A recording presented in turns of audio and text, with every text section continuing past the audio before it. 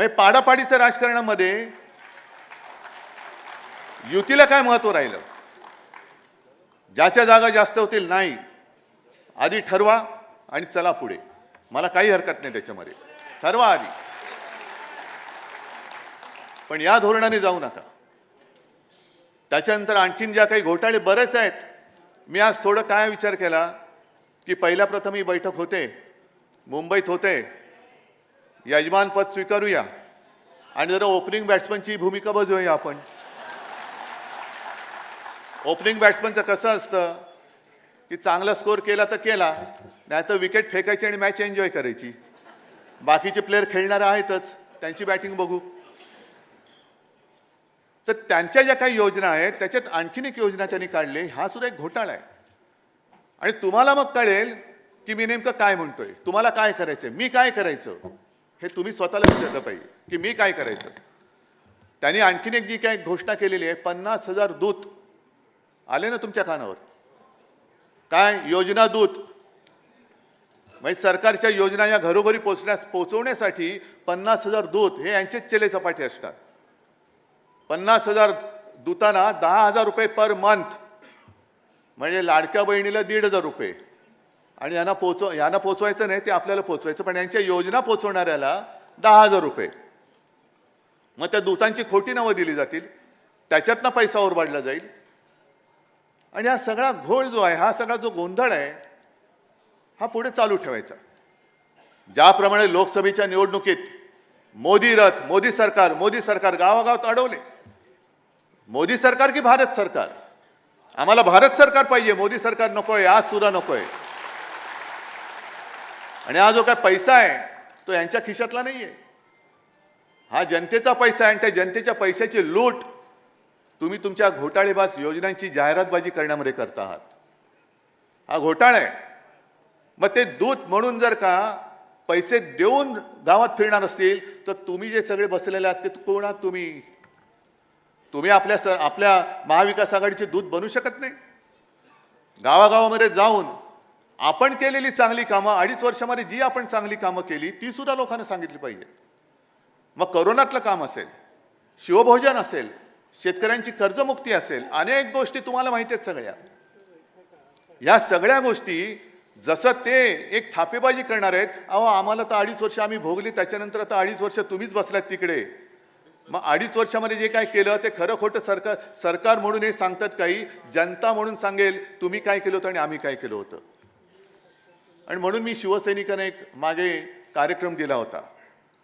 जसं 2014 साली चाय पे चर्चा ही जी काय मोदींनी एक वापरली होती टूम, माझं म्हणणं आहे की आता होऊन जाऊ दे चर्चा, होऊन जाऊ दे चर्चा. तुम्ही काय केलं आणि आम्ही काय केलं. नुसतं तू नालायक आहेस म्हणून मी लायक होत नाही, आम्ही काय केलंय हे सुद्धा त्यांना सांगावं लागेल. आणि निवडणूक लांबवण्याचा जो काय त्यांचा जो खटाटोप चाललाय, महापालिका निवडणुका घेतच नाहीयेत. विधानसभा सुद्धा आता म्हणतायत की एखाद महिना पुढे ढकलतील. हे कशासाठी?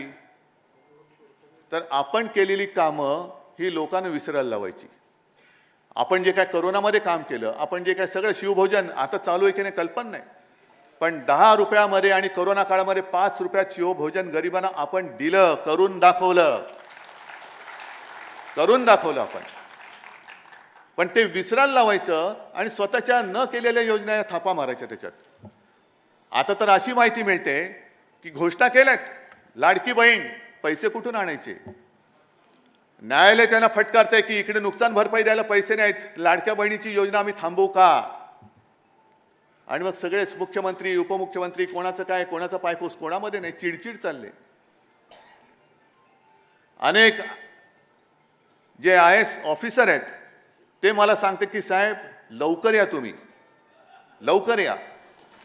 म्हणजे यांची जी काय दडपशाही चाललेली आहे, दमदाटी चाललेली आहे.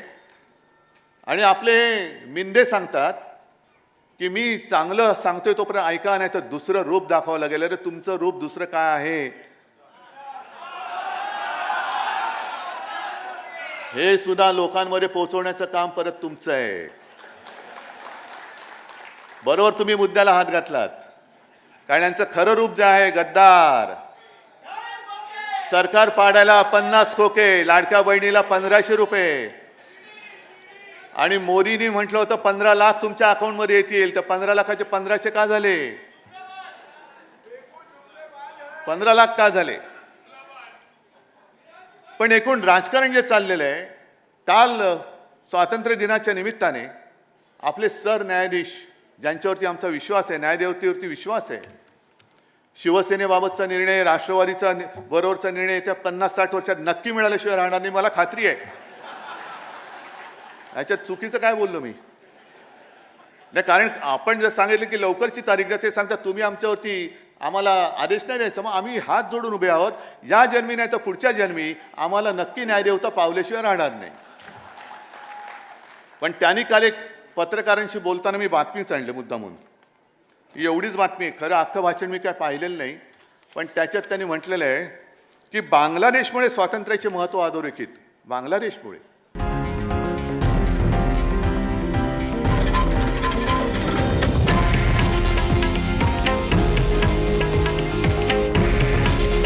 हे आहे देशातील नंबर 1 न्यूज नेटवर्क आणि आपण पाहत आहात TV9 मराठी.